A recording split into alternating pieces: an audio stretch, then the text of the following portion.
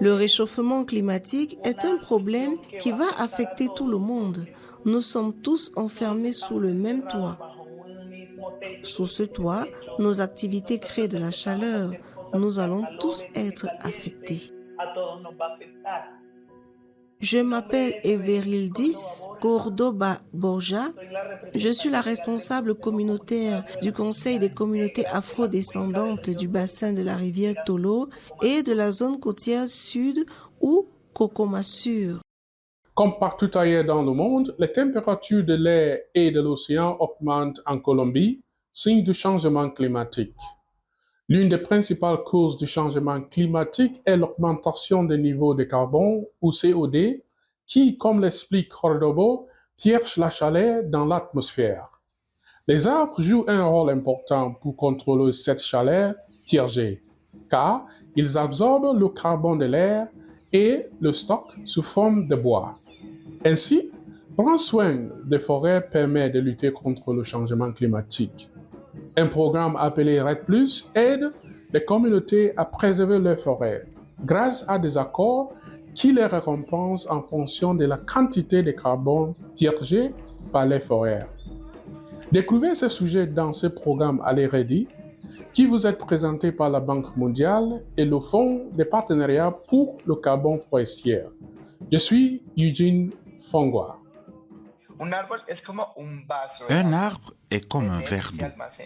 Seulement, au lieu d'y trouver de l'eau, l'arbre contient du carbone. Rares sont les matériaux qui peuvent stocker le dioxyde de carbone. L'arbre remplit cette fonction. C'est pourquoi il a la structure que nous connaissons aujourd'hui. Protéger les arbres est important car ils fournissent de l'eau propre, attirent des animaux qui peuvent être chassés et donnent des graines, autant d'éléments importants pour le maintien de la vie. Mais les arbres stockent également du carbone. Comme l'explique Brian Guerrero, spécialiste du carbone au sein de l'organisation COD0, basée en Colombie, les arbres font partie des rares choses qui ont la capacité de stocker le carbone. Guerrero poursuit avec l'analogie entre un arbre et un verre. Couper un arbre est similaire à casser un verre d'eau. Ce que contient le verre va être déversé. Les arbres capturent du carbone depuis des milliers d'années. Tout ce carbone va être libéré dès que vous les abattez. La situation peut être aussi grave que de démarrer 100 voitures en même temps. La protection des forêts est très importante pour réduire la quantité de carbone libérée dans l'atmosphère. Un programme appelé REDD+, est en cours et vise à aider les pays et les communautés à réduire la quantité de carbone libérée lorsque les arbres sont coupés. La REDD+ passe par des accords qui précisent les modalités d'indemnisation des pays et des communautés pour réduire la déforestation. Les technologies modernes jouent un rôle majeur à cet égard, mais il en est de même pour les communautés sur place. Dans un premier temps, nous identifions les zones qui ont été déboisées sur le territoire d'une communauté. La communauté comprend comment les satellites prennent des images pour déterminer le territoire qui a été perdu. Nous mesurons ensuite les superficies où les arbres sont encore sur pied et la quantité de carbone qui reste dans ces zones. Nous montrons ensuite à la communauté que la quantité de carbone dans ces zones déboisées est désormais plus élevée qu'avant que la forêt ne soit coupée. La quantité de carbone épargnée lorsque les arbres ne sont pas abattus est calculée en tonnes de carbone. Nous considérons la surface encore sur pied et nous estimons la quantité de carbone contenue dans un hectare de forêt. Nous expliquons ensuite à la communauté comment un hectare de sa forêt permet de capter 500 tonnes de carbone. Vous coupez 100 hectares, cela équivaut à 5000 tonnes de dioxyde de carbone libéré. Grâce au mécanisme REDD+, les pays reçoivent ensuite une compensation sous forme de crédit pour soutenir les efforts de leurs communautés locales et autochtones en vue d'améliorer et de maintenir des forêts saines sur pied. Pendant la conception du projet, nous effectuons un suivi de la forêt. Nous déterminons la quantité en tonnes de carbone qui ne se trouve plus dans cette forêt. Nous comparons cette quantité avec le nombre d'hectares qui ont été suivis par satellite. C'est ainsi que nous parvenons au nombre total de crédits carbone qui peuvent être vendus. Cordoba, une afrodescendante et la dirigeante des Kokumasu, une organisation communautaire dans le village Akandi, dans le nord-ouest de la Colombie, explique que la participation de sa communauté au processus RED+ est importante, car elle lui permet de faire respecter ses droits et d'assurer sa prospérité.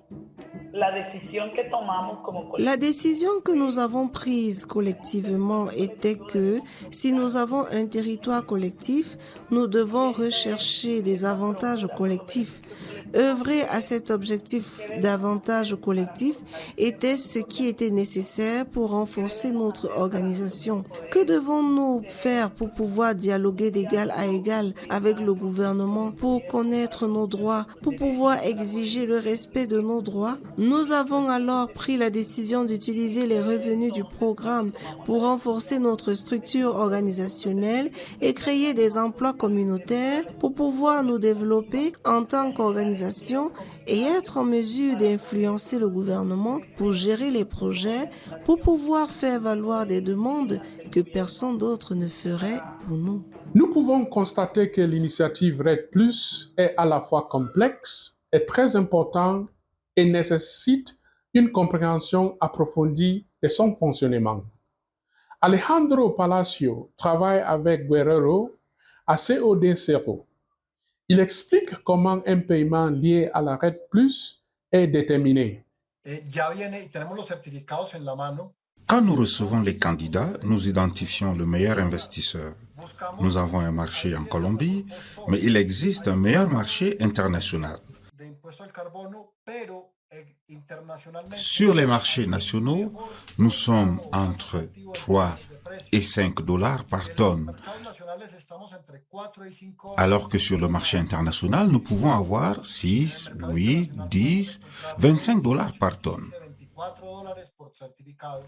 Cela signifie que nous pouvons générer plus d'argent pour tous les participants, mais plus spécifiquement pour les communautés.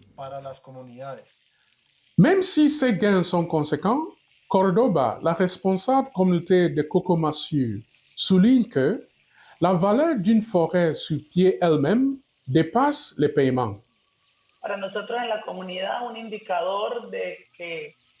Un indicateur de cette valeur est que vous pouvez obtenir de la nourriture plus près. Si un arbre pousse, il reste sur pied. Plus la déforestation progresse, plus il faudra aller loin pour trouver un agouti, un petit animal forestier que nous consommons. Mais si la déforestation est réduite, des arbres sont à proximité avec des graines, sources d'aliments et autres, ainsi que de médicaments. Aller Ready est une production de la Banque mondiale et de Developing Radio Partners. Je suis Eugene Fongwa.